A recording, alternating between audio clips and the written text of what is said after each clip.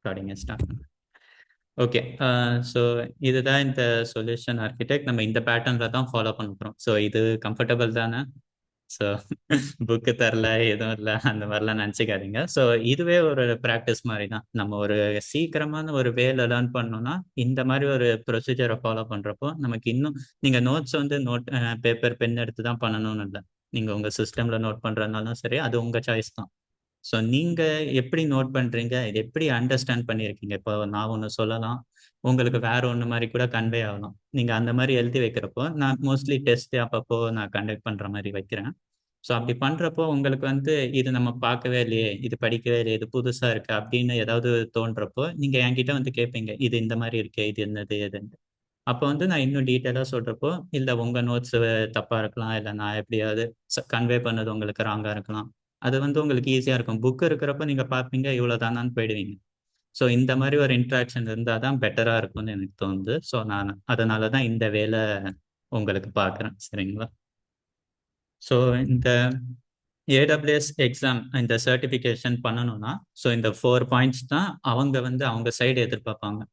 So நம்ம இந்த exam வந்து இந்த நாலேஜை வந்து இப்படி தான் டெஸ்ட் பண்ணணும். ஸோ இவனுக்கு டிசைனிங் நாலேஜ் எந்த அளவு இருக்கு. டிசைனிங்னா இப்போ ஒரு அப்ளிகேஷன் நம்ம டிப்ளாய் பண்ணுறோம்னா அதுக்கு ஒரு சர்வர் தேவை, அந்த சர்வருக்கு ஒரு கெப்பாசிட்டி தேவை. ஸோ அதை வந்து டிசைன் பண்ண தெரியும். அது ஃபர்ஸ்ட் நம்ம பிளானாக கொண்டு வரதுக்கு பேர் தான் டிசைன். சரிங்களா? ஸோ அந்த டிசைன் இப்போ டிப்ளாயிங் ஸ்கேலபிள் அப்படின்னா, ஒரு சர்வர் இருக்கு, அந்த சர்வர் டவுன் ஆயிடுச்சுன்னா என்ன பண்றது? ஏன்னா இப்போ ஒரு facebook.comனு இருக்கு, அந்த ஃபேஸ்புக் வந்து ஒரு சர்வர் டவுன் ஆயிடுச்சுன்னா ஃபேஸ்புக்கே டவுன் ஆகிடக்கூடாது. அப்படி இருந்துச்சுன்னா அவங்களுக்கு வந்து அது ப்ரொடக்ஷன் லாஸ். நமக்கு வந்து அது பெருசாக இருக்காது, அவங்களுக்கு வந்து ஒரு ரெவன்யூவில் வந்து ரொம்ப அடிவாங்க. ஸோ அதனால ஒரு கம்பெனி வந்து டவுனுன்ற வார்த்தையை வந்து ரொம்ப தவிர்ப்பாங்க. அது வந்து இருக்கவும் கூடாது. ஸோ அது எப்படி பண்ணணும், அது எந்த அளவுக்கு உங்களுக்கு நாலேஜ் இருக்குன்னு டெஸ்ட் பண்ணுறது தான் இந்த டிப்ளாயிங் ஸ்கேலிங். ஹை அவைலபிலிட்டியும் அதே தான். ஸோ ஹை அவைலபிலிட்டி எப்படின்னா, இப்போ ஒரு வெர்ஷனில் ஒரு ஃபேஸ்புக் ரன் ஆகிட்டு இருக்குன்னு வைங்க, இன்னொரு நியூ வெர்ஷன் அப்கிரேட் பண்ணுறாங்க. ஸோ அந்த நியூ வெர்ஷன் அப்கிரேட் ஆகிறப்போ அந்த சர்வர் அந்த சைட் வந்து கண்டிப்பாக ஒரு டவுனில் வந்துட்டு தான் அப்போ ஆகும். கரெக்டுங்களா? ஏன்னா நியூ வெர்ஷன் ரிலீஸ் ஆகுது அப்படின்னா. ஆனால் அந்த டவுனும் வந்து ரொம்ப மினிமலிஸ்டிக்காக இருக்கணும். நமக்கு அது டவுன் ஆனதும் தெரியக்கூடாது, அப் ஆனதும் தெரியக்கூடாது. அந்த அளவுக்கு இருக்கிறதுக்கு பேர் தான் ஹை அவைலபிலிட்டி. எல்லாமே பண்ண முடியும். சரிங்களா? இது எல்லாமே இப்போ நம்ம கரண்ட் ஜென்ரேஷனில் இதை தான் நம்ம ஃபாலோ பண்ணிட்டு இருக்கோம். ஸோ இந்த high availability and fault tolerance அப்படின்னா என்னன்னா, நமக்கு வந்து இப்போ நான் சொன்னத ஹை அவைலபிலிட்டியில் கொஞ்சோண்டு டவுன் டைம் இருந்தால் நமக்கு ஓகேன்ட்டு. இந்த ஃபால்ட் டாலரன்ஸ்னால் டவுன் டைமே இருக்கக்கூடாது. ஒரு சர்வரே ஃபுல்லாக கிராஷ் ஆகி டெலிட்டே ஆகிட்டாலும் நமக்கு சைட் ரன்னிங்லேயே இருக்கும்.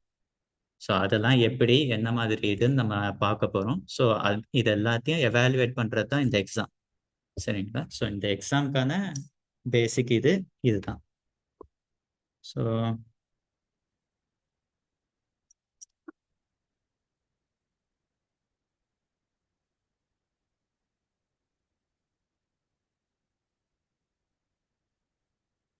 நான் சொன்னால புக் ரெடி பண்ணியிருக்கேன்ட்டு. ஸோ அந்த புக்கு இதுதான். நான் வந்து ஜஸ்ட் சிலபஸை வந்து நான் 1 பை 1 கோ த்ரூ பண்ணி உங்களுக்கு ஓவர்வியூ காட்டுறேன். சரிங்களா? ஸோ ஃபர்ஸ்ட் இப்போ நம்ம பார்த்தது வந்து சொல்யூஷன் ஆர்கிடெக்ட் எக்ஸாம்னா என்ன. ஸோ இதுதான் நம்மளோட ஃபர்ஸ்ட் இது. ஸோ இப்போ வந்து இது ஏன் இம்பார்ட்டண்ட் அப்படின்னு நம்ம பார்க்கலாம். ஸோ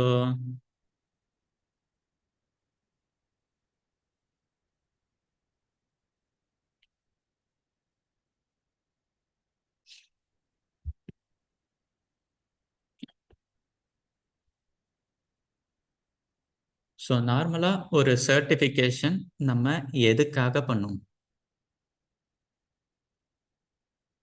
நீங்கள் சொல்லலாம் யாராவது, ஆன்லைனில் இருக்கிற எல்லாருமே. சர்டிஃபிகேஷன் எதுக்காக பண்ணுறோம்? எது? ஓகே. வேற? ப்ளஸ் நம்ம eligible categories okay sir. Correct. So அதான் இவங்க சைடு எப்படி இதை போர்ட்ரே பண்ணுவாங்கன்னா, ஸோ சர்டிஃபிகேஷனோட ஃபர்ஸ்ட் பர்பஸ் வந்து career advancement.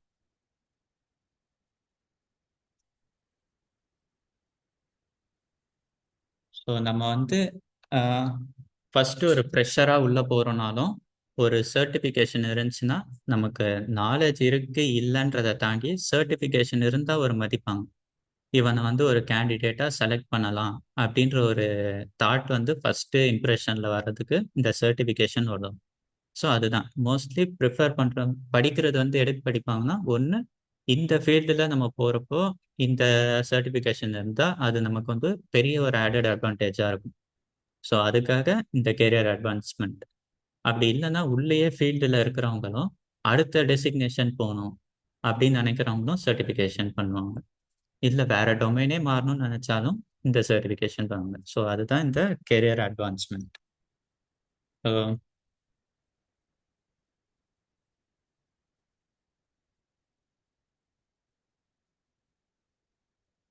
Okay. And then as I said, பிகினராக எல்லாருமே இதை பண்ணுவாங்க. பிகினர்ஸ்க்கும் ஸ்டூடெண்ட்ஸ்க்கும் ஒரு ஸ்மால் வித்தியாசம் இருக்கு. ஸ்டூடெண்ட்ஸ்னா படிச்சுக்கிட்டே இருக்காங்க, இந்த சர்டிஃபிகேஷனும் பண்றாங்க. ஸோ ஸ்டூடெண்ட்ஸ் கணக்கு வந்து இந்த ஆங்கிளில் வரும். பிகினர்ஸ்னா காலேஜ் முடிச்சுட்டு ஒர்க் தேடுறவங்களும் பிகினர்ஸ் தான். ஃபர்ஸ்ட் ஒரு 1 இயர் ஒர்க் பண்றவங்களும் பிகினர்ஸ். ஸோ அந்த கணக்குல தான் இது வரும், சரிங்களா? ஸோ அந்த மாதிரி இருக்கிறவங்க அப்புறம் நம்ம ஸ்கில்ஸ் வந்து குறையாம இருக்குதா அப்படின்ட்டு வேலிடேஷன், ஸ்கில் வேலிடேஷன். இது வந்து நமக்கும் சரி, நம்ம வந்து ஒரு ப்ராக்டிஷனரா இருக்கோமா? இப்போ ஒரு நார்மலா ஒரு டாக்டர் எடுத்துக்கிட்டீங்கன்னு வச்சுக்கோங்களேன். டாக்டர் வந்து எம்பிபிஎஸ் முடிச்சோடனே அவங்க டாக்டரான்னு கேட்டா ஆமா டாக்டர் தான். அதோட அவங்க படிப்பு முடிஞ்சிருமான்னு கேட்டா இல்லவே இல்லை. எவ்ரி 1 or 5 years அவங்க வந்து ஒரு எக்ஸாம் எழுதிக்கிட்டே இருக்கணும். ஒரு எம்பிபிஎஸ் முடிச்சோடனே அவங்க டாக்டர், அதுக்காக அவங்களோட கோர்ஸ் முடிஞ்சிடாது. அடுத்த ஒரு 5 இயர்ஸ்ல இன்னொரு எக்ஸாம் எழுதுவாங்க. இந்த மாதிரி எவ்ரி 5 இயர்ஸ் எழுதிக்கிட்டே இருப்பாங்க. அப்பதான் அவங்களோட டாக்டர் இது வந்து ரெனிவல் ஆகிட்டே இருக்கும். ஸோ ஒரு டாக்டருக்கு இதுதான் ப்ரொசீஜர். அவங்க ப்ராக்டிஷனராக இருக்காங்களா? இப்போ ஒரு ஆர்த்தோ டாக்டராக இருந்தாங்கன்னா அவங்க ஆர்த்தோவில் ப்ராக்டிஷனாக இருக்காங்களா இப்படின்னு பார்க்கறதுக்காக வேலிடேஷன் வச்சுக்கிட்டே இருப்பாங்க. ஸோ அதே கான்செப்ட் தான் இதுவும், ஸ்கில் வேலிடேஷன். நம்ம சர்டிஃபிகேஷன் வந்து 3 இயர்ஸ் வேலிடிட்டி இருக்கும். இப்போ ஏடபிள்யூஎஸ் சொல்யூஷன் ஆர்கிடெக்ட் சர்டிஃபிகேஷன் வாங்குறோம்னா 3 இயர்ஸ் தான் வேலிடேஷன். அதுக்கப்புறம் நம்ம திருப்பி இன்னொரு 3 இயர்ஸ்க்கு வந்து நம்ம படித்து அப்போ வந்து ஏடபிள்யூஎஸ்ல வந்து ஏதாவது ஒரு என்ஹான்ஸ்மெண்ட் கொடுத்துருக்காங்கன்னா அதை வந்து இன்க்ளூட் பண்ணி அவங்க வந்து எக்ஸாம் வைப்பாங்க. ரொம்ப அட்வான்ஸாக இருக்காது, ஒரு சில இது இன்க்ளூட் பண்ணுவாங்க. ஸோ அதுக்கேற்ற மாதிரி தான் நம்ம வந்து போகிற மாதிரி இருக்கும். ஸோ அந்த ஸ்கில் வேலிடேஷனுக்காகவும் தான் இந்த சர்டிஃபிகேஷன் பண்ணுவாங்க, சரிங்களா? ஸோ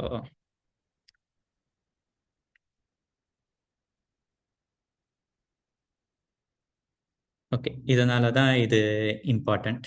ஸோ தேர்ட் டாபிக் வந்து who should take it. So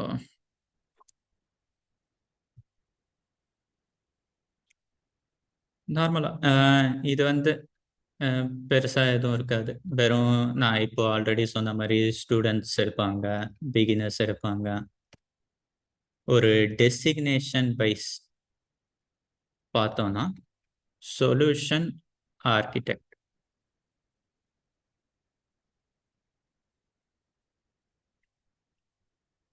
solution architect டெசிக்னேஷனில் இருக்கிறவங்களும் இந்த சர்டிஃபிகேஷன் பண்ணுவாங்க.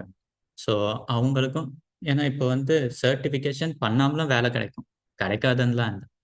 ஸோ இந்த சர்டிஃபிகேஷன் பண்ணுறப்போ நெக்ஸ்ட் லெவல் போகிறதுக்கு இம்ப்ரூவ்மெண்ட் ஆகும்.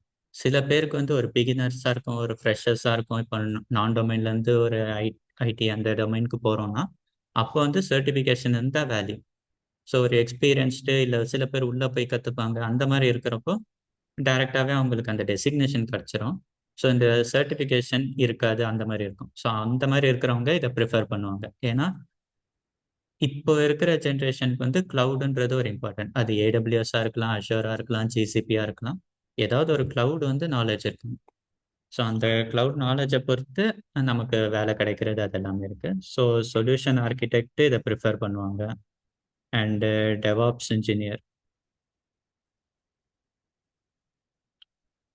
இன்ஜினியரும் இந்த டெசிக்னேஷனில் இருக்கிறவங்க இந்த சர்டிஃபிகேஷன் ப்ரிஃபர் பண்ணுவாங்க. சிஸ்டம் அட்மின், அவங்களும் இந்த சர்டிஃபிகேஷன் ப்ரிப்பேர் பண்ணுவாங்க. ஸோ இவங்களாம் தான் இந்த சர்டிஃபிகேஷன் ப்ரிஃபர் பண்ணுவாங்க. இது வந்து who can able to understand. இப்போ நார்மலாக பார்த்தீங்கன்னா நம்ம 10th முடிச்சதுக்கப்புறம் நம்ம வந்து என்ன கேப்பபிலிட்டி, நம்ம எதில் ஃபோக்கஸ் பண்ணுறோம், எது நமக்கு ரொம்ப அண்டர்ஸ்டாண்டபிளாக இருக்குது, எது நமக்கு ஈஸியாக இருக்குது, அதை பார்த்துட்டு தான் நம்ம வந்து ஒரு குரூப் சூஸ் பண்ணுவோம். அது ஏ குரூப்பா பி குரூப்பா அப்படி தான் பண்ணணும். சரிங்களா? ஸோ அதே மாதிரி தான் காலேஜ் போகிறப்போ நம்ம இங்கே என்ன படிச்சிருக்கோமோ அதுக்கேற்ற மாதிரி தான். ஸோ லெவல் பை லெவல் இப்போ சடனாக ஒரு பிகாம் படிச்சுட்டு ஒரு ஐடி டொமைனுக்கு வரப்போ அந்த அந்த பர்சனுக்கு வந்து ரொம்ப புதுசாக இருக்கும். ஏன்னா படிச்சது ஒன்று, அது அண்டர்ஸ்டாண்டபிளா இருக்குமான்னு கேட்டால் ரொம்ப கஷ்டமா இருக்கும். அவங்க ரொம்ப போராடி கஷ்டப்பட்டா மட்டும்தான் அது அண்டர்ஸ்டாண்டபிளா இருக்கும். ஸோ அது மாதிரி இந்த சர்டிஃபிகேஷன் இந்த கோர்ஸ் வந்து யாராலலாம் அண்டர்ஸ்டாண்ட் பண்ண முடியும் அப்படின்ட்டு வந்து ஏடபிள்யூஎஸ் கொடுத்துருக்காங்க அப்படின்னு பார்த்தோம்னா, ஸோ ஃபர்ஸ்ட் ஒரு பேசிக் லெவல்ல பேசிக் லெவல்ல பார்த்தோம்னா சொன்ன மாதிரி ஸ்டூடெண்ட்ஸ், காலேஜ் ஸ்டூடெண்ட்ஸ், காலேஜில் வந்து ஐடி ரிலேட்டட். ஸோ மோஸ்ட்லி ஒரு ஐடி டொமைன் வந்து ஐடி ரிலேட்டட் ஃபீல்ட்ஸில் இருக்கிறவங்களுக்கு மட்டும்தான் ப்ரிஃபர் பண்ணுவாங்க. நான் ஐடியிலேருந்து நான் ஐடினா இப்போ ஒரு கம்ப்யூட்டர் சயின்ஸ் ஸ்டூடெண்ட்ஸ் தான் மோஸ்ட்லி இந்த ஃபீல்டுக்கெலாம் வருவாங்க. ஒரு நான் கம்ப்யூட்டர் ஸ்டூடெண்ட்ஸ் வர்றது வந்து ரொம்ப ரேரு. அந்த வரவங்களும் இப்போ நிறைய வராங்க. ஸோ இது வந்து அவங்க ப்ரிஃபர் சைடு வந்து ஐடி, யாரெல்லாம் ஐடி படிக்கிறாங்க, சிஎஸ் படிக்கிறாங்க, இல்லை ரிலேட்டட் ஃபீல்ட்ஸ் எடுக்கிறாங்களோ அவங்கள தான் இவங்க கன்சிடர் பண்ணுவாங்க. So students and beginners with IT knowledge. நான் ஆல்ரெடி சொல்லியிருந்தேன், ஸ்டூடெண்ட்ஸ்னா படிச்சுட்டு இருக்கிறவங்க, பிகினர்ஸ்னா 1 இயர் வேலை செஞ்சவங்க அந்த மாதிரி கூட இருக்கும். ஸோ ஐடி நாலேஜ்னு வரப்போ நமக்கு வந்து ஓரளவு ஐடினா இதுதான், இப்படி தான் இருக்கும் அப்படின்ற ஒரு அண்டர்ஸ்டாண்டிங் வந்துருச்சுன்னா ஸோ இதை வந்து ஈஸியாக கற்றுக்கலாம். ஸோ இதுதான் அவங்க சொல்கிறது. ஸோ அது இல்லாமல் மிட் லெவலில் பார்க்குறோம் அப்படின்னா, ஓகே, மிட் லெவலில் பார்க்குறோன்னா நார்மலாக ஒரு ஐடி எக்ஸ்பீரியன்ஸ் இல்லை டெவாப்ஸ் எக்ஸ்பீரியன்ஸ் இந்த மாதிரி இருக்கிற எல்லாருமே. ஸோ ஹை லெவல் இது நான் மோஸ்ட்லி டெசிக்னேஷன் பேஸ் பண்ணி சொல்கிறேன். சரிங்களா? ஸோ ஒரு ஹை லெவலில் ஹை லெவலில் பார்க்குறோன்னா மேனேஜர்ஸ் கூட இதை ப்ரிஃபர் பண்ணுவாங்க. மோஸ்ட்லி மேனேஜர்லேருந்து நார்மல் எம்ப்ளாயிலேருந்து எல்லாருமே இந்த மாதிரி சர்டிஃபிகேஷன் பண்ணுவாங்க ஒரு ஒரு டைமில். ஸோ அவங்களுக்கு ஏற்ற மாதிரி இப்போ ஒரு மேனேஜர்ஸ்க்கு வந்து அவங்களுக்கு வந்து ஒரு சேலரி இன்க்ரிமெண்ட் ஆகணும். ஸோ அந்த மாதிரி கேட்டகரியிலலாம் வரப்போ இந்த சர்டிஃபிகேஷன் தான் வரும். சரிங்களா? ஸோ இந்த மாதிரி எல்லா பேஸ் வேரியண்ட்லேயும் சொல்கிறாங்க. ஸோ இது ஓவராலாக பார்க்குறப்போ இந்த சர்டிஃபிகேஷன் வந்து யார் வேணாலும் பார்க்கலாம். ஒரு ஐடி பேக்ரவுண்ட் இல்லை சிஎஸ் பேக்ரவுண்ட், கம்ப்யூட்டர் சயின்ஸ் படித்த யாராக இருந்தாலும் இதை வந்து மூவ் பண்ணலாம். எல்லாராலையும் அண்டர்ஸ்டாண்ட் பண்ணிக்க முடியும். ஸோ இதுதான் இவங்க சொல்ல வர, அதை தான் சுற்றி வளைச்சு பேசிக், மிட் லெவல், ஐன்னு சொல்கிறோம். பட் சிம்பிள் இதுதான். யார் வேணாலும் இதை ஈஸியாக அண்டர்ஸ்டாண்ட் பண்ணிக்க முடியும். ஏன்னா நம்ம போகிறதும் பேசிக்ஸ்லேருந்து ஆரம்பித்து ஒரு அட்வான்ஸ் லெவல் டாபிக்ஸும் தொடுவோம். நான் வந்து உங்களுக்கு வந்து நான் வந்து உங்களுக்கு ரியல் டைம் எக்ஸாம்பிள், ரியல் டைமில் ஒரு அப்ளிகேஷன்லாம் எப்படி ரன் ஆகுது அந்த மாதிரியும் நான் உங்களுக்கு டெமோவாகவே காட்டுறேன். லைவ் எக்ஸாம்பிள் எல்லாமே நான் பண்ணி காட்டுறேன் உங்களுக்கு. இப்போ இல்லை, ஒரு ஒரு கிளாஸ் வரப்போ இப்போயே பண்ணால் உங்களுக்கு டக்குன்னு புரியாது. ஸோ ஒரு ஒரு கிளாஸ் எக்ஸ்பிளைன் பண்ணிட்டு அந்த இப்போ ஒரு ஐஎம் யூசர்னு ஒன்று எடுத்துக்கிறோன்னு வச்சுக்கோங்களேன். ஸோ இப்போ அந்த ஐஎம்ல என்னென்னலாம் பண்ண முடியும், ஒரு ஆர்கனைசேஷனாக இருக்கிறப்போ என்னெல்லாம் பண்ணுவாங்க, ஸோ அப்படின்றத நான் மோஸ்ட்லி ஒரு டெமோவாகவும் வச்சு காட்டுறேன், ஒரு ப்ராஜெக்டாகவும் பண்ணி காட்டுறேன். ஸோ அப்போ வந்து உங்களுக்கு இன்னும் ஈஸியாக இருக்கும், அண்டர்ஸ்டாண்டபிளாக இருக்கும். ஸோ இதுதான் ஃபஸ்ட்டு டாபிக் கம்ப்ளீட் பண்ணியிருக்கோம். So then pre ரிக்விசைட்ஸ்.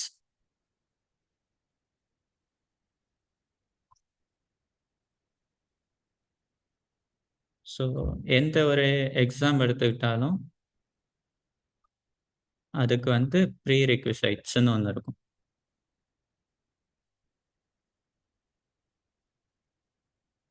ப்ரீ ரிக்விசைட்ஸ்னா என்னன்னா, இப்போ ஒரு சிசிஎன்பி இது படிக்கிறோம்னா ஃபர்ஸ்ட் சிசிஎன்ஏ தான் பேஸ். இது படிக்காம நம்ம அதுக்கு போனோம்னா பண்றதுனா பண்ணலாம், ஆனா ரொம்ப டஃப்பா இருக்கும், நமக்கு புரியாம போகலாம். ஏன்னா இது வந்து அட்வான்ஸ் கான்செப்ட், இது வந்து அசோசியேட் லெவல். ஸோ அந்த ப்ரீ ரெக்வசிட்ஸ் இருக்கும். அந்த மாதிரி ஏடபிள்யூஎஸ் சொல்யூஷன் ஆர்கிடெக்ட்டுக்கு ப்ரீ ரெக்வசைட்ஸ் இருக்கான்னு கேட்டால் எதுவும் இல்லை. So no prerequisites. நம்ம வந்து இது நார்மலாகவே படிச்சுட்டு போகலாம். ஆனால் ஏடபிள்யூஎஸ் வந்து இதுக்கு ப்ரீ ரெக்வசைட்ஸ்ன்னு எதை வச்சிருக்காங்க அப்படின்னா,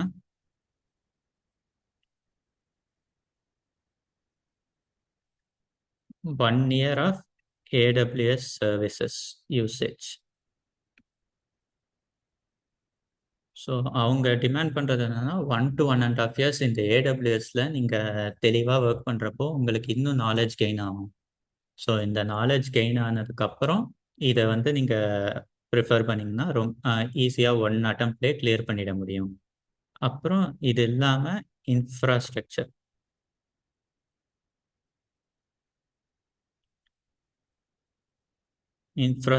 நாலேஜ்.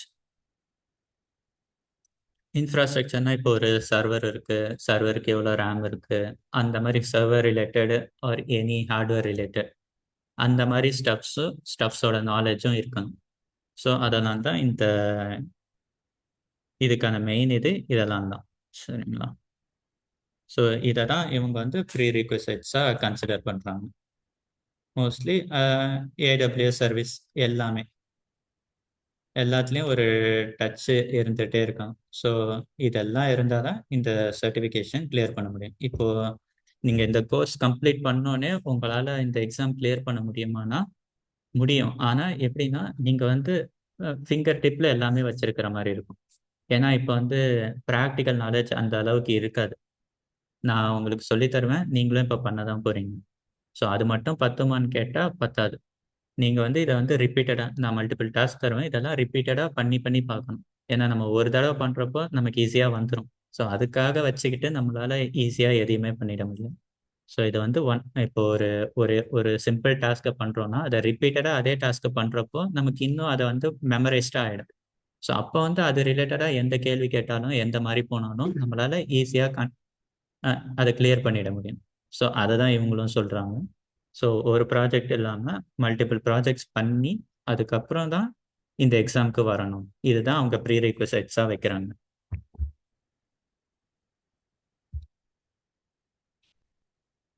ஸோ இது வரைக்கும் ஏதாவது டவுட் இருக்கா? இதில் ஏதாவது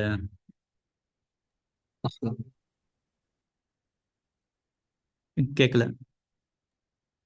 புரிஞ்சுது sir. Okay okay fine.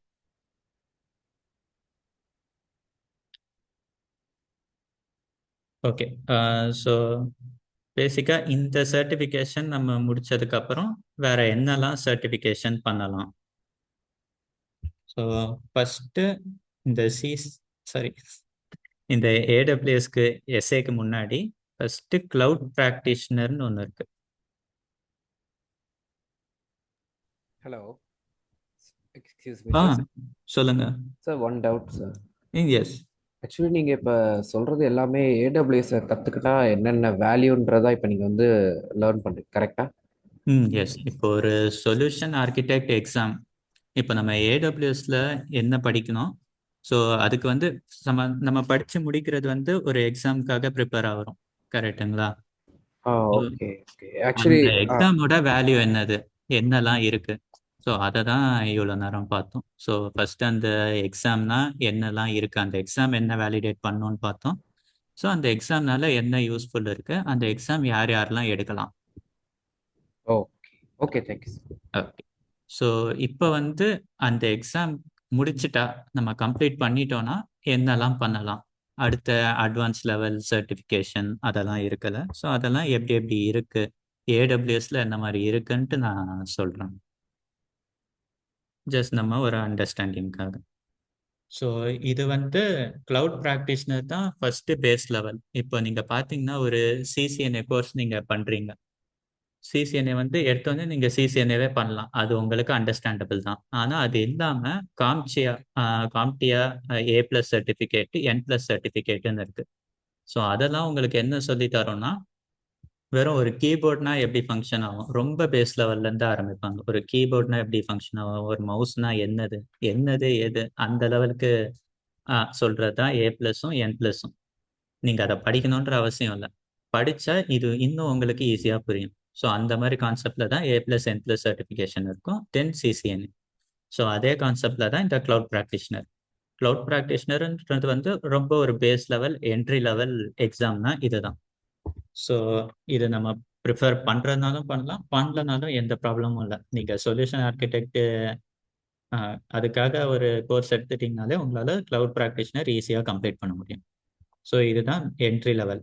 So அதுக்கப்புறம் தான் சொல்யூஷன் ஆர்கிடெக்ட் சர்டிஃபிகேஷன் வருது. ஸோ இதே சொல்யூஷன் ஆர்கிடெக்ட் கேட்டகரியில் வந்து அவங்க வந்து சிப்ஸாப்ஸும் வச்சுருப்பாங்க. சிப்ஸாப்ஸ் டெவலப்பர் இது வந்து இவங்க தர சர்டிஃபிகேஷன் பேட்டர்ன்ஸ். இது வந்து அசோசியேட் லெவல்ல வச்சிருக்கிறது, இது வந்து அசோசியேட்டுக்கும் கீழே.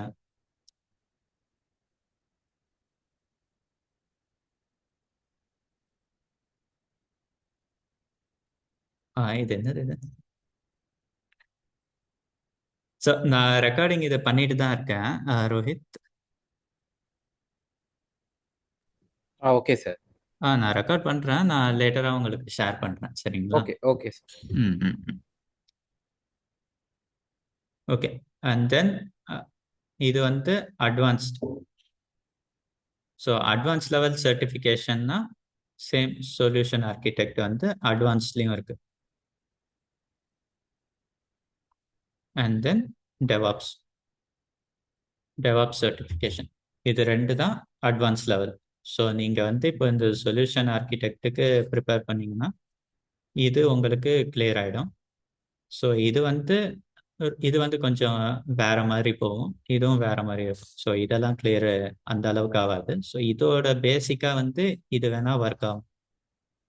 ஏன்னா இது வந்து கம்ப்ளீட்டாக அட்மினிஸ்ட்ரேஷன் சைடையும் எக்ஸ்பர்ட் லெவலில் வரும்.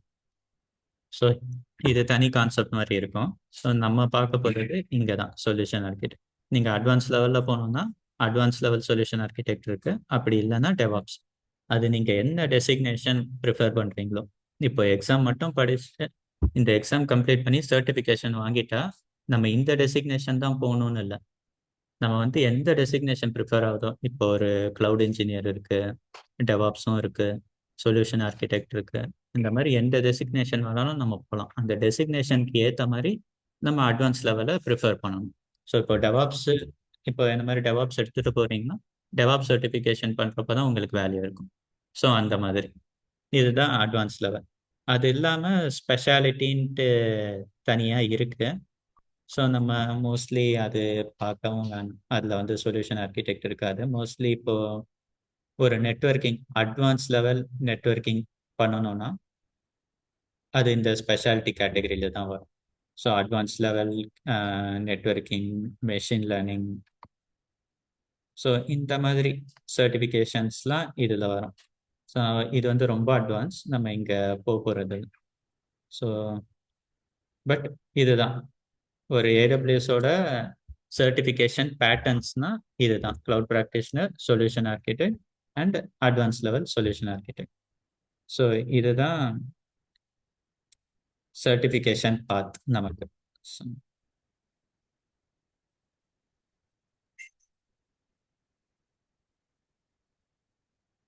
ஓகே. ஸோ ஒரு சொல்யூஷன் ஆர்கிடெக்டா உள்ள போனா அவங்க ரெஸ்பான்சிபிலிட்டி என்னவா இருக்கும்?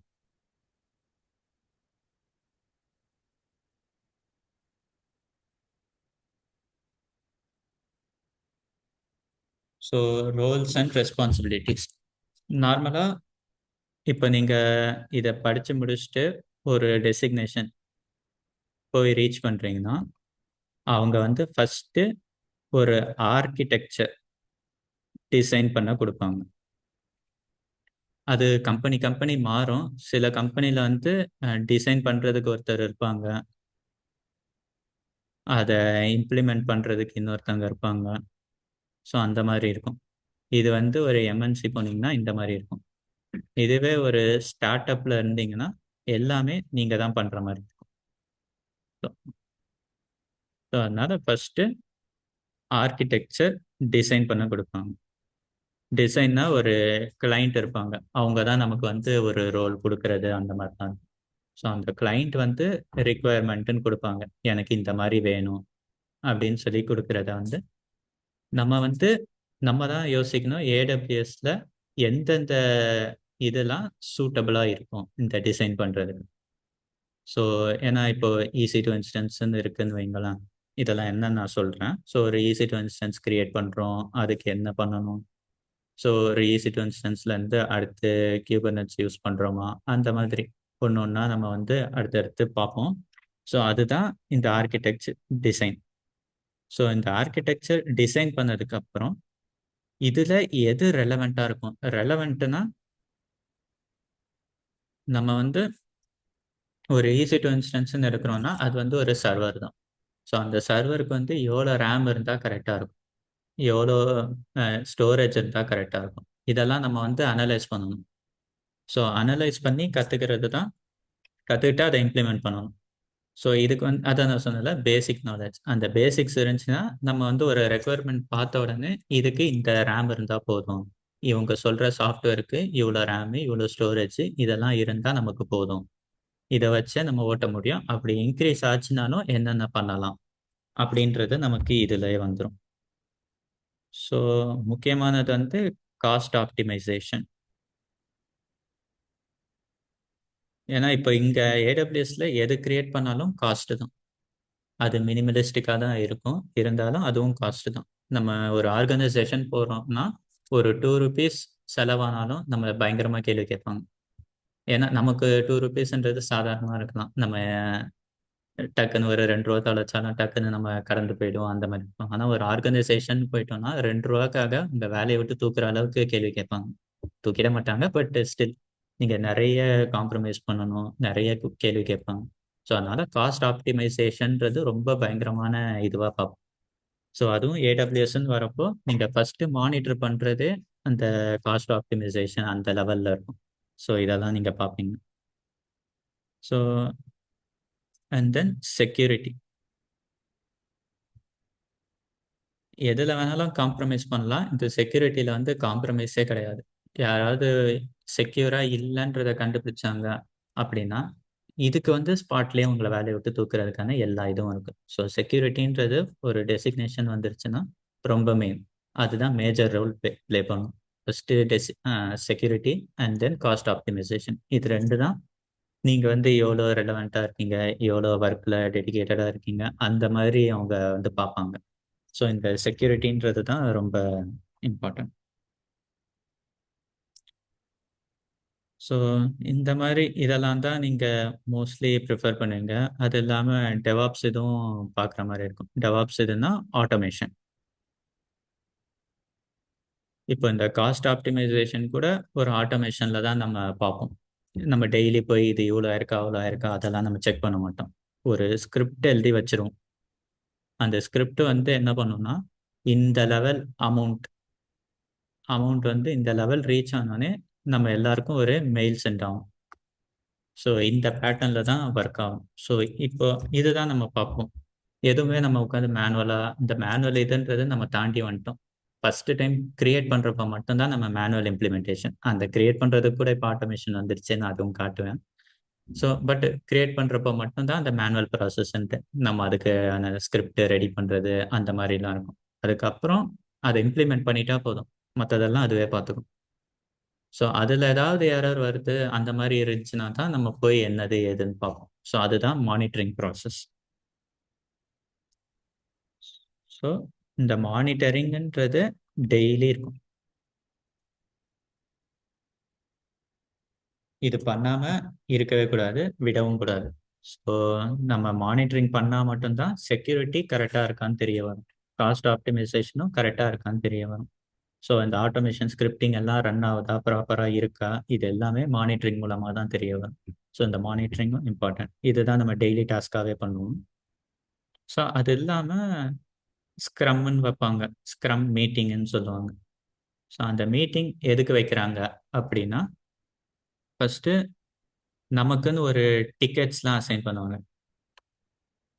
அவங்க டேர்ம்ஸில் டிக்கெட், நம்ம நார்மலாக பேசுவோம்னா டாஸ்க். நமக்குன்னு ஒரு டாஸ்க் ஒதுக்குறத வந்து டிக்கெட்டாக ஜென்ரேட் பண்ணி நம்ம கையில் கொடுத்துருவாங்க. ஸோ அதை வந்து டெய்லி ஒரு மீட்டிங் வச்சு என்னென்னலாம் கம்ப்ளீட் பண்ணியிருக்கீங்க, எவ்வளோ தூரம் கம்ப்ளீட் பண்ணியிருக்கீங்க, ஸோ அந்த லெவல்லாம் முடிஞ்சிருச்சா, அந்த மாதிரி ஃபுல் டீட்டெயிலும் பார்க்குறது தான். ஸோ இதுதான் இந்த ரோல்ஸ் அண்ட் ரெஸ்பான்சிபிலிட்டியோட இது. நீங்கள் ஒரு இதை படித்து முடிச்சுட்டு ஒரு டெசிக்னேஷனாக போகிறப்போ இதெல்லாம் தான் நீங்கள் பார்ப்பீங்க மோஸ்ட்லி. இதை தாண்டி பெருசாக எதுவும் இருக்காது. ஆனால் இது வந்து எதுவுமே சிம்பிள் இல்லை. அந்த டிசைனுன்றதுலேயே அது ஒரு பெரிய இது. அது வந்து நம்ம ஒரு 1 வீக் 2 வீக் 1 மந்த்து கூட எடுத்துக்கும் அது ஒரு டிசைன் பண்ணுறது தான். ஏன்னா அதுக்கு பின்னாடி நம்ம ஹார்ட் ஒர்க் நிறையா இருக்கும். ரெஃபரன்ஸ் அது இதுன்ட்டு நிறையா பண்ணி தான் அந்த டிசைனே கிரியேட் ஆகும். ஒரு டிசைன் கிரியேட் ஆகி சக்ஸஸ்ஃபுல்லாக நம்ம ஓகே பண்ணிட்டாலும், நம்ம ஓகே பண்ணாலும் நெக்ஸ்ட் லெவல் 2 வந்து நம்ம லீடுக்கு போவோம். அந்த லீடு ஓகே பண்ணிட்டா மேனேஜருக்கு போவோம். ஸோ இவங்க எல்லாரும் ஓகே பண்ணாதான் அது வந்து கிளைண்ட்டுக்கு போகும். இதுதான் நம்ம ஃபைனலைஸ் பண்ணியிருக்கோம் அப்படின்ட்டு. ஸோ இதுக்கே டாஸ்க் வந்து பயங்கரமாக எடுத்துக்கும். அதுக்கப்புறம் தான் நம்ம வந்து அடுத்து இதில் எவ்வளோ ரிசோர்ஸ் எவ்வளோ லெவலில் யூஸ் பண்ணணும் அந்த மாதிரிலாம் பார்ப்போம். ஸோ இதெல்லாம் ஒன்று ஒன்றா நம்ம கம்ப்ளீட் பண்ணிவிட்டு ஃபுல்லாக செட்டப் பண்ணி முடிக்கிறது தான் ஒரு ப்ராஜெக்ட் க்ளோஷர்னு சொல்லுவாங்க. அதுதான் ப்ராஜெக்ட் வந்து கிளைண்ட்டுக்கு ஹேண்ட் ஓவர் பண்ணிட்டோம் அப்படின்னா இந்த ப்ராஜெக்ட் க்ளோஸ் ஆகுதுன்னு. ஸோ அதுக்கு நம்ம இவ்வளவு இது பண்ணியிருப்போம். இதை வந்து ஒரு டாக்குமெண்டேஷனாகவும் ப்ரிப்பேர் பண்ணணும். ஸோ இதுவும் நம்ம டாஸ்க்கு தான்.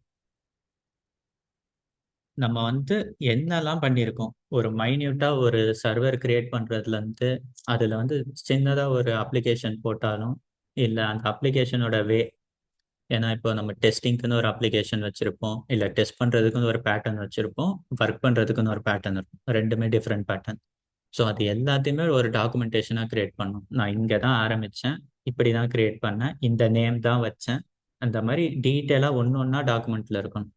இப்போ நான் இந்த புக்கு ரெடி பண்ணியிருக்கேன்னா இப்போ நான் பேசுகிற எல்லாமே இந்த புக்கில் இருக்கும். ஸோ அதே மாதிரி தான் அந்த தாண்டியும் நிறைய இருக்கும். சரிங்களா? ரொம்ப டீட்டெயிலாகவும் கொடுத்துருப்பேன். ஸோ அது எல்லாமே அந்த மாதிரி தான் டாக்குமெண்டேஷன்றது ப்ரிப்பேர் பண்ணணும். ஸோ இது எல்லாமே தான் ஒரு ரோல்ஸ் அண்ட் ரெஸ்பான்சிபிலிட்டியாக இருக்கும். நீங்கள் ஒரு ஒர்க்குக்குன்னு போயிட்டா மோஸ்ட்லி இந்த மாதிரி தான் பண்ணுற மாதிரி இருக்கும். ஸோ இதில் ஏதாவது டவுட் இருக்கா? என்ன ரோல்ஸு ரெஸ்பான்சிபிலிட்டி இல்லை? சார் டிசைனிங் எதை சார் சொல்றீங்க? ஓகே, டிசைன்னா எப்படி சொல்கிறேன்னா, இப்போ நம்ம வந்து டிசைனுன்னு சொன்னோடனே டக்குன்னு யோசனை வர்றது வந்து நம்ம ஒரு பேஜை டிசைன் பண்ணுவோமா அந்த மாதிரிலாம் இல்லை. இப்போ ஒரு ஃபேஸ்புக்குன்னு ஓப்பன் பண்ணுறோன்னா அது பார்க்க எப்படி இருக்கு அந்த டிசைன் பற்றி பேசல. ஸோ இப்போ ஒரு ஃபேஸ்புக்னா அது வந்து அப்ளிகேஷன் ஃப்ரண்ட் எண்டுன்னு சொல்லுவாங்க. இதை தான் நம்ம பார்ப்போம், யூஸராக நம்ம பார்க்குறது இதுதான். அதுக்கு பின்னாடி வந்து பேக் எண்டுன்னு இருக்கும். ஓகே. அதுக்கும் பின்னாடி வந்து டேட்டா பேஸ்ன்னு இருக்கும். ஸோ இந்த ஃப்ரண்ட் எண்டுக்கு என்ன சர்வர் தேவை, பேக் எண்டுக்கு என்ன சர்வர் தேவை, டேட்டா பேஸ்க்கு என்ன டைப் டேட்டா பேஸ் தேவை. இப்போ ஒரு சர்வர்னு எடுத்துக்கிட்டோம்னா EC2 இருக்கு, நம்ம லாம்டாலேயே கூட ஃபங்க்ஷன் பண்ணுற மாதிரி இருக்கு. ஒரு S3 பக்கெட் மூலமாக கூட நம்ம அப்ளிகேஷனை ஹோஸ்ட் பண்ண முடியும். ஸோ இந்த மாதிரி இருக்கு. ஸோ இதுக்கும் இதே தான், VM யூஸ் பண்ணலாம். EC2 அதான், EC2 தான் VM. ஸோ இந்த மாதிரி VMலேயே நம்ம ஹோஸ்ட் பண்ணுவோம். அப்படி இல்லாமல் எலாஸ்டிக் பீன் ஸ்டாக்லாம் இருக்குது. ஸோ டேட்டா பேஸ்க்கு வந்து நார்மலாக RDS இருக்குது, டைனமோ இருக்குது. ஸோ இந்த மாதிரிலாம் இருக்கும். இதில் எதெல்லாம் நம்ம ப்ராஜெக்ட்டுக்கு ஆப்டாக இருக்கும், கரெக்டாக இருக்கும் அப்படின்ட்டு சூஸ் பண்ணி நம்ம வந்து அதை சொல்கிறதுக்கு பேர் தான் டிசைன். ஓகே.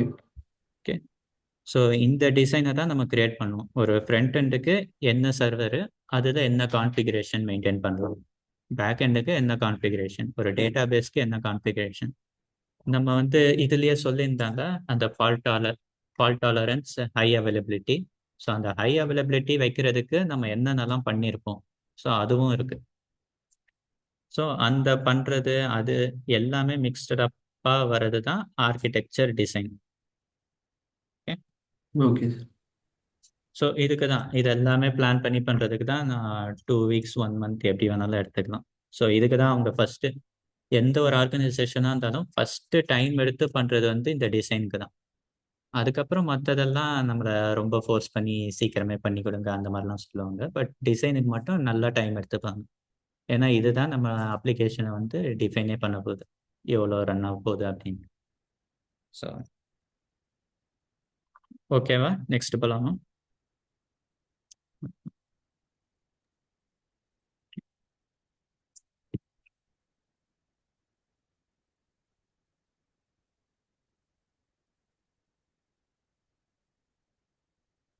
ஓகே. இந்த எக்ஸாமுக்குன்னு ஒரு பேட்டர்ன் இருக்கும், கரெக்டா? இந்த எக்ஸாம் நம்ம எழுத போறோம்னா என்ன பேட்டர்ன் அப்படின்னு பார்த்தோம்னா, ஃபர்ஸ்ட் வந்து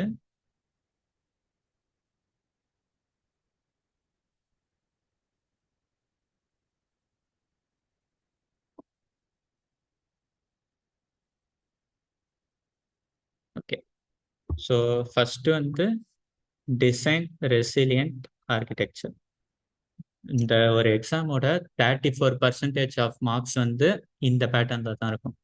ரெசிலியன்ட் ஆர்கிடெக்சர்னா ஒரு ஆர்கிடெக்சரை எவ்வளோ ஸ்ட்ராங்காக பில்ட் பண்ணுறோம், அதை பேஸ் பண்ணின கொஸ்டின்ஸ் தான் 34% உங்களுக்கு வரும். ஸோ நெக்ஸ்ட் வந்து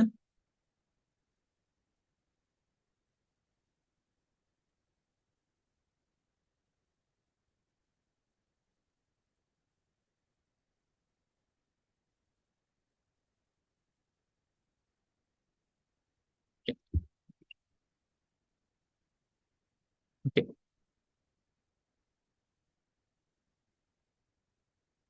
ஹை அவைலபிள் பர்ஃபார்மன்ஸ் எல்லாம் சேம் தான். இது வந்து 24% உங்களுக்கு வந்து தரும். ஸோ ஹை பர்ஃபார்மன்ஸ் நான் இதெல்லாம் என்னென்னு டீட்டெயிலாக பேசுவேன். இப்போதைக்கு ஜஸ்ட் ஒரு ஓவர்வியூவாக சொல்கிறேன். ஏன்னா இப்போ ஒரு ஸ்ட்ராங் ஆர்கிடெக்சர்னா நான் வந்து ஃபஸ்ட்டு EC2 வந்து என்னென்னலாம் பண்ணால் அது ரொம்ப ஸ்ட்ராங் ஆகும் அப்படின்னு பேசணும். அதுக்கு வந்து ஃபஸ்ட்டு EC2 தான் என்னன்னு தெரியணும், அதை வந்து எப்படி கிரியேட் பண்ணணும்னு தெரியணும். அதுக்கு வந்து ஒரு IAM யூசர் கிரியேட் பண்ணுவோம், அதை செட் பண்ணுவோம். அப்புறம் ஸ்கேலபிள்னு இருக்குது.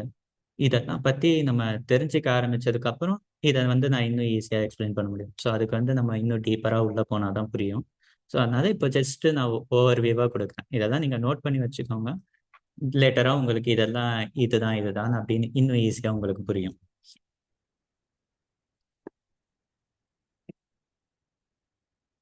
ஸோ அடுத்து வந்து டிசைன் செக்யூர் அப்ளிகேஷன்.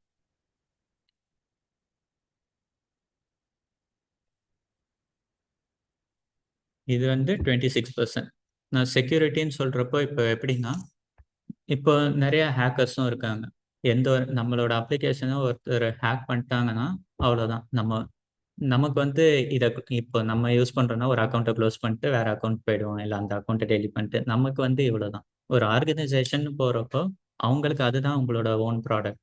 அதில் ஏதாவது ஃபால்ட் ஆச்சுன்னா அவ்வளோதான், அவங்க ப்ரொடக்ஷனே மொத்தமாக லாஸ் ஆகுறதுக்கான நிறைய சான்ஸ் இருக்குது. இப்போ ரீசெண்டாக பார்த்தீங்கன்னா இந்த அஷூரில் ஒரு இஷ்யூ வந்துச்சு பார்த்தீங்களா, க்ரௌட் ஸ்ட்ரைக்குன்ட்டு. ரீசெண்டாக நம்ம அஷூரோட சர்வரே டவுன் ஆச்சு, அந்த மாதிரிலாம் ஆச்சு. அதுக்கு ரீசன் ஹேக்கிங் கிடையாது, டிப்ளாய்மெண்ட் வந்து ராங்காக போனது தான் ரீசன். ஸோ கோடிங் அடிக்கிறப்போ மிஸ்டேக் இருக்கு. இந்த மிஸ்டேக் வந்து நடக்கவே நடக்காது, ரொம்ப ரேர். அதனால தான் இது ஹையாக பேசப்பட்டுச்சு. இந்த மிஸ்டேக் நார்மலாக நடக்கவே நடக்காது, இது வரைக்கும் நடந்ததும் தான். அந்த மாதிரி இருக்கிற ஒரு இஷ்யூ சடனாக இப்போ வந்ததுனால தான், அதுவும் இப்போ இருக்கிற டெக்னாலஜி மூலம் இருக்கிறப்போ இப்படி ஒரு இஷ்யூ வந்தது தான் எல்லாருக்கும் ஷாக்கிங். ஸோ அதனால தான் அதை வந்து பெரிய இதுவாக பேசுனாங்க. அதுவும் இல்லாமல் அதனால பிஸ்னஸ் வந்து நிறைய இடத்துல அடி வாங்குச்சு. ஒரு எப்படின்னா இப்போ ஒரு அப்ளிகேஷன் ரன் ஆகிட்டே இருக்கு, நம்ம அதை பார்த்துட்டே இருக்கோம். சடனாக நம்ம சிஸ்டமே ஆஃப் ஆயிடுச்சு அப்படின்னா, இப்போ ஒரு ஷேர் மார்க்கெட்டில் இருக்கிறவங்க யோசிச்சு பாருங்க. ஷேர் மார்க்கெட்டில் வந்து ஒரு செகண்டில் அவங்க வந்து ட்ரேட் பண்ணணும், ட்ரேடிங் பண்ணணும், ட்ரேட் அவுட் பண்ணணும், இந்த மாதிரி இதெல்லாம் பண்ணிக்கிட்டே இருப்பாங்க. அந்த டைமில் ஒரு சிஸ்டம் டவுன் ஆச்சுன்னா அவங்களுக்கு வந்து அந்த இடத்துலயே லாஸ் ஆயிடும். எவ்வளோ வேணாலும் லாஸில் போகலாம். ஸோ அந்த மாதிரி நிறைய இருக்கு. ஸோ இந்த ஒரு சின்ன இஷ்யூனால இவ்வளோ பெரிய இது ஃபேஸ் பண்ணியிருப்பாங்க. அது ஸ்டார்ட் அப் கம்பெனியாக இருக்கிறப்போ அவங்களுக்கு வந்து ரொம்ப அடி வாங்கும். ஸோ இந்த மாதிரிலாம் ஆகிறதுக்கான இருக்கு. ஸோ அதில் வந்து செக்யூர் அப்ளிகேஷன் அந்த மாதிரி ஹேக்கர்ஸும் உள்ளே பூந்துட்டா இந்த மாதிரி நிறையா நடக்கலாம். ஸோ அதுக்கு தான் செக்யூர் அப்ளிகேஷன். யாரெல்லாம் உள்ளே வரணும், யாரெல்லாம் உள்ளே வர முடியாது. அப்படியே ஹேக்கர் ஒரு வேளை நம்ம சிஸ்டம் உள்ள பூந்துட்டாலும் அவனால எதுவுமே பண்ண முடியாது. அதை வந்து நம்ம டக்குன்னு கண்டுபிடிச்சிருவோம். அதுதான் இப்போ இருக்கிற டெக்னாலஜி. மானிட்டரிங்னு சொல்லியிருந்தாங்க. ஸோ அதுதான் உள்ளே வந்த உடனே நமக்கு தெரிஞ்சிடும் யாரோ அன்வான்டாக வந்திருக்காங்க அன்யூசரு. ஸோ உடனே நம்ம வந்து அதை ரிமூவ் பண்ணுறதுக்கான எல்லா ஃபெசிலிட்டியும் நம்மக்கிட்டே இருக்கு இப்போ. ஸோ அதுக்கு தான் செக்யூர் அப்ளிகேஷன். ஸோ அது இல்லாமல் பார்த்தோம்னா காஸ்ட் ஆப்டிமைசேஷன். ஸோ நார்மலாக சொன்ன மாதிரி காஸ்ட் ஆப்டிமைசேஷனும் மேஜராக ப்ளே பண்ணும்.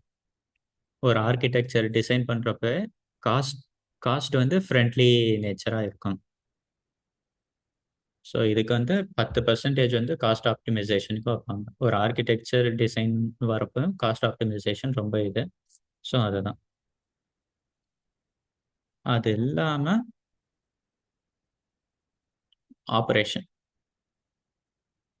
ஆப்ரேஷனல் ஆர்கிடெக்சர் இதுக்கு வந்து ஒரு 6%. இப்படி தான் உங்கள் எக்ஸாமோட பேட்டர்ன் இருக்கும். ஆப்ரேஷன்ஸ்னால் என்னென்னா ஆட்டோமேஷன். இந்த டெவாப்ஸ் டீம் என்னென்னலாம் பண்ணுவாங்க, ஒரு இப்போ இந்த சர்வர் கிரியேஷன் அதெல்லாம் பற்றி பேசினால்தான். ஸோ அந்த சர்வர் கிரியேஷன் வந்து வெறும் ஒரு பட்டன் கிளிக் பண்ணால் நம்ம நினச்சி பார்க்குற எல்லா சர்வரும் கிரியேட் ஆகிடும். ஸோ அந்த ஒரு டிசைனை கிரியேட் பண்ணுறது தான் டெவாப்ஸ் இன்ஜினியரோட வேலையாக இருக்கும். ஸோ அதெல்லாம் எப்படி பண்ணுவாங்க, எது பண்ணுவாங்கன்னு ரொம்ப, ஏன்னா டெவாப்ஸ் வந்து ஒரு பெரிய கான்செப்ட். அதுக்குள்ளே அவங்க டீப்பாக போக மாட்டாங்க. வெறும் பேசிக்ஸாக கேட்குறாங்க. 6% டெவாப்ஸ், ஏன்னா அதுவும் இம்பார்ட்டன்ட். ஸோ இந்த பேட்டர்னில் தான் உங்களுக்கு வந்து 100% மார்க் வந்து இதுக்கு கிடைக்கும். ஸோ இதில் நீங்கள் எதெல்லாம் ஸ்ட்ராங்காக வரீங்களோ அதை பொறுத்து தான் நீங்கள் கிளியர் பண்ணி இதை ஃபிக்ஸ் பண்ணுறது. ஸோ இது ஓரளவு புரியுதா?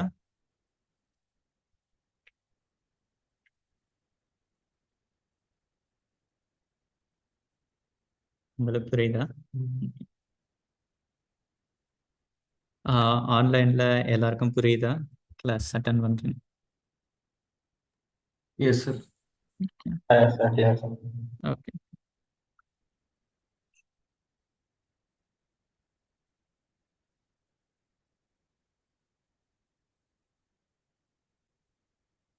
ஸோ இந்த பேட்டர்னில் வந்து மாஸ்டரிங் AWS சர்வீஸ் இப்படின்னு ஒன்று வச்சுருப்பேன். ஸோ இதில் வந்து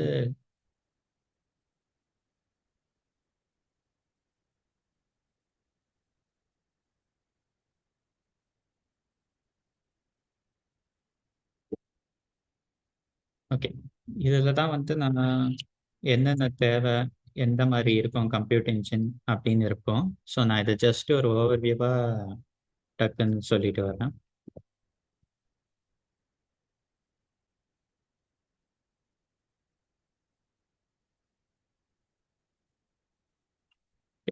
இப்போ தான் நம்ம ஆக்சுவல் கிளாஸுக்கே வரோம், நம்மளாக பார்க்க பண்ணோம். ஸோ இப்போ இந்த EC2 இன்ஸ்டன்ஸ், இந்த கம்ப்யூட்டர்னு வரப்போவே எல்லாமே சர்வர் பேஸ் பண்ணி தான். கம்ப்யூட்டர்னாலே சர்வர் தான். நம்ம இப்போ சர்வர்னா இப்போ இந்த லேப்டாப்பும் ஒரு சர்வர் தான். ஹார்ட் டிஸ்க்கு, ரேமு, ப்ராசஸர் இது எல்லாமே ஒன்றா சேர்றது. நம்ம வந்து சின்னதாக யூஸ் பண்ணுறதுனால லேப்டாப்னு சொல்கிறோம். ஒரு பெரிய லெவலில் யூஸ் பண்ணால் அதை சர்வர்னு சொல்லுவோம். அதை வந்து நம்ம கண்ணுக்கே பார்க்காம யூஸ் மட்டும் பண்ணுறோன்னா அது விர்ச்சுவல் சர்வர்னு சொல்லுவோம். இந்த மாதிரி பிரியும். ஸோ அதை தான் AWS டேர்ம்லையும் க்ளவுட் டேர்ம்லையும் வந்து கம்ப்யூட்டர்னு சொல்லுவாங்க. கம்ப்யூட் இன்ஜின் அந்த மாதிரி. ஸோ அதில் வந்து EC2 வரும், லாம்டா வரும்.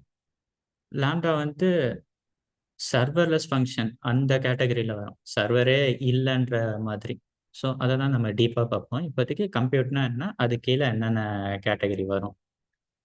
அது இல்லாமல் நம்ம இன்னும் ஒன்று தெரிஞ்சுக்கணும். என்னன்னா AWSல வந்து கிட்டத்தட்ட ஒரு 200+ சர்வீசஸ் இருக்கு. நம்ம எல்லாத்தையும் படிக்குமான்னு கேட்டால் இல்லை, நம்ம எல்லாத்தையும் படிக்கவும் மாட்டோம். எது தேவையோ அதை வந்து ரொம்ப ஷார்டன் பண்ணி இந்த எக்ஸாமுக்கு தேவை அசோசியேட்டாக இருக்கணும் அந்த லெவலுக்கு எதெல்லாம் தேவையோ அதை தான் நம்ம பார்ப்போம். இங்கே நான் கொடுத்துருக்கிற வந்து அந்த அசோசியேட்டுக்கும் அடுத்த லெவல் மாஸ்டர் லெவல் அது எல்லா சர்வீசஸும் கொடுத்துருப்பாங்க. நம்ம பார்க்க போகிறது இதில் எதெல்லாம் ரொம்ப இம்பார்ட்டண்ட் எக்ஸாமுக்கு தேவை, இல்லை நம்ம இப்போ ஒரு புது ஆர்கனைசேஷன் போகிறோம்னாலும் அங்கே எதெல்லாம் தேவை, அந்த டீட்டெயில் மட்டும் தான் நம்ம இங்கே பார்ப்போம். சரிங்களா? ஸோ அதே மாதிரி ஸ்டோரேஜ்னு வரப்போ பேர்லேயே உங்களுக்கே தெரிஞ்சிடும். இங்கே தான் நம்ம வந்து எல்லா ஃபைல்ஸும் ஸ்டோர் பண்ணி வைப்போம். இந்த S3ன்னு எடுத்துக்கிட்டிங்கன்னா இது வந்து ஒரு அன்ஸ்ட்ரக்சர்டு ஸ்டோரேஜ். ஸோ இங்கே வந்து நம்ம எந்த விதமான டேட்டா வேணாலும் போடலாம். இமேஜை கொண்டு போய் போடலாம், ஒரு PDF கொண்டு போய் போடலாம், இந்த மாதிரி எல்லா டேட்டாவும் போடுவோம். ஸோ ஒரு வீடியோவாக இருந்தாலும் போடலாம். அந்த மாதிரி இது வந்து ஒரு அன்ஸ்ட்ரக்சர். அதே மாதிரி தான் elastic block storage, elastic file system, இது எல்லாமே ஒன்று நான் இன்னும் டீட்டெயிலாக வந்து போக போக பார்த்தா தான் புரியும். ஏன்னா இது எல்லாமே கொஞ்சம் அட்வான்ஸ் டாபிக்ஸ். நார்மலாக பார்த்தோன்னா இது எல்லாமே ஸ்டோரேஜ் தான். ஒரு ஃபைல்ஸோ ஏதோ ஒன்று ஸ்டோர் பண்ண தான் யூஸ் ஆகும். அதெல்லாம் எந்தெந்த விதத்தில் எப்படி எப்படி யூஸ் பண்ணுவோம் அதை பொறுத்து தான் இது எல்லாமே மாறும். சரிங்களா? ஸோ அது எல்லாமே அட்வான்ஸ் டாபிக். ஸோ நாங்கள் வந்து ஒரு ஒரு ப்ராஜெக்டோ ஒரு ஒரு டெமோவோ ஒரு AWS சர்வீஸ்ன்னு ஸ்டார்ட் பண்ணுறப்போ நான் உங்களுக்கு இன்னும் டீப்பாக அதை போய் எக்ஸ்பிளைன் பண்ணி காட்டுவேன். ஸோ டேட்டாபேஸ் வந்து இதுவும் ஒரு டேட்டா ஸ்டோர் பண்ணுற இடம் தான். ஸ்டோரேஜுக்கும் டேட்டாபேஸ்க்கும் நிறைய வித்தியாசம். ஸ்டோரேஜ் அந்த பேட்டர்னில் போகிறப்போ நம்ம வந்து ஃபைல்ஸு வீடியோஸு அந்த மாதிரி ஸ்டோர் பண்ணுவோம். டேட்டாபேஸ்ன்னு வரப்போ நமக்கு தேவையான டேட்டா, இப்போ ஒரு நம்ம ஃபேஸ்புக் லாகின் பண்ணுறோன்னு வைங்களேன், ஃபேஸ்புக்கே சொல்கிறேன்னு நினைக்காதீங்க, அது ஈஸியாக இருக்குன்றதுக்காக. ஸோ ஒரு ஃபேஸ்புக் லாகின் பண்ணுறோன்னு வைங்களேன், நம்ம யூசர் நேம் பாஸ்வேர்ட் போட்டோன்னே உள்ளே போகுது. அது எப்படி உள்ளே போகுது? வெறும் ஒரு யூசர் நேம் பாஸ்வேர்ட் சும்மா போட்டோன்னே நம்மளால் எப்படி உள்ளே ஆக்சஸ் பண்ண முடியுது? ஏன்னா ஃபேஸ்புக் வந்து நம்ம யூசர் நேம் பாஸ்வேர்டு வந்து அவனோட டேட்டா பேஸில் தான் ஸ்டோர் பண்ணி வச்சுருப்போம். ஸோ அந்த டேட்டா பேஸில் வந்து நம்ம போட்ட உடனே லாகின் கொடுத்த உடனே அது ஃபஸ்ட்டு போய் அந்த டேட்டா பேஸை தான் ஹிட் பண்ணும். ஹிட் பண்ணி இவன் வந்து இந்த டீட்டெயில் கொடுத்துருக்கானே எல்லாம் கரெக்டாக இருக்கான்னு கேட்கும். அது கரெக்டாக இருக்குன்னு சொல்லி ரெஸ்பான்ஸ் வந்தால் தான் நம்ம லாகின் பண்ணணும். இல்லை நம்ம பாஸ்வேர்டு தப்பாக போட்டால் எல்லா வாட்டியும் பாஸ்வேர்டு இன்கரெக்ட் வரல, ஏன்னா அது வெரிஃபை பண்ணணும் ரெண்டுமே ஈக்குவலாக இருக்கான்ட்டு. ஸோ இதெல்லாம் செக் பண்ணிட்டு தான் வரும். ஸோ அந்த பர்பஸுக்கு தான் டேட்டா பேஸ் யூஸ் ஆகும். உள்ளே பார்க்குற நம்ம எல்லா ஸ்டோரேஜும் இதை பேஸ் பண்ணி தான் இருக்கும். நம்பர்ஸாக பார்க்குறது அந்த மாதிரி நிறைய ஸ்டோரேஜ் வந்து டேட்டா பேஸ் தான் reason. Networking and content delivery. So இது என்ன கேட்டகரின்னா, நான் இப்போ செக்யூரிட்டின்னு சொன்னல, இந்த விபிசிக்கு கீழே தான் நம்ம எல்லா சர்வரும் கிரியேட் பண்ணுவோம். இந்த விபிசி தான் ஒரு ஃபயர்வால் மாதிரின்னு வச்சுக்கோங்களேன். ஃபயர்வால் கிடையாது, ஆனால் அந்த டைப் தான். அதுதான் நம்மளை ப்ரொடெக்ட் பண்ணும். அதுக்கு உள்ளே தான் நம்ம எதுவாக இருந்தாலுமே கிரியேட் பண்ணணும். ஸோ அந்த மாதிரி அதுதான் அந்த நெட்வொர்க்கிங்க்கு. ரவுட் 53னா டிஎன்எஸ் சம்மந்தப்பட்டது அந்த மாதிரிலாம் வரும். கண்டென்ட் டெலிவரி, அந்த கண்டென்ட் டெலிவரி தான் கிளவுட் ஃப்ரண்ட். ஸோ அது எப்படின்னா, இப்போ நம்ம வந்து ஒரு அப்ளிகேஷனை ரெடி பண்ணுறோன்னு வச்சுக்கோங்க. அந்த அப்ளிகேஷனை இப்போ நம்ம இந்தியாவில் இங்கே சென்னையில் வச்சுருக்கோம். இப்போ யூஎஸ்லேருந்து ஒருத்தன் இதை ஆக்சஸ் பண்ணணும்னு நினைக்கிறான்னா, அங்கே அவன் ஆரம்பித்தானா இங்கே வந்து இங்கேருந்து டேட்டா எடுத்துகிட்டு போய் அவனுக்கு காட்டுறதுக்கு வந்து லோடிங் டைம் ரொம்ப அதிகமாக இருக்கும். இப்போ நம்ம google.comனு தட்டினோன்னா உடனே நமக்கு ஓப்பன் ஆகுது.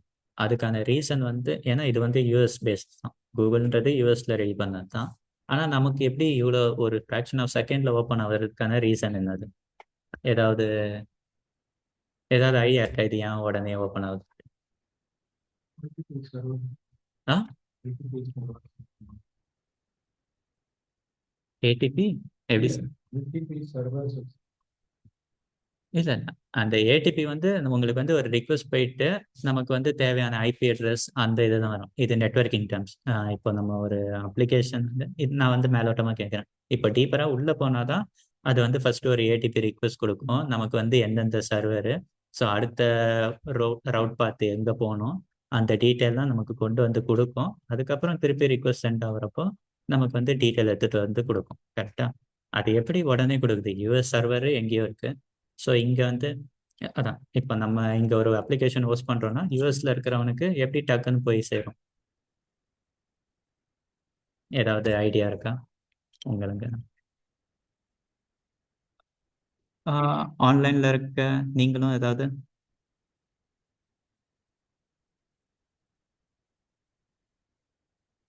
என்ன சொல்லணும்னா, பிசிக்கல் சர்வர் இப்போ யூஎஸ்ல இருக்கு. நமக்கு வந்து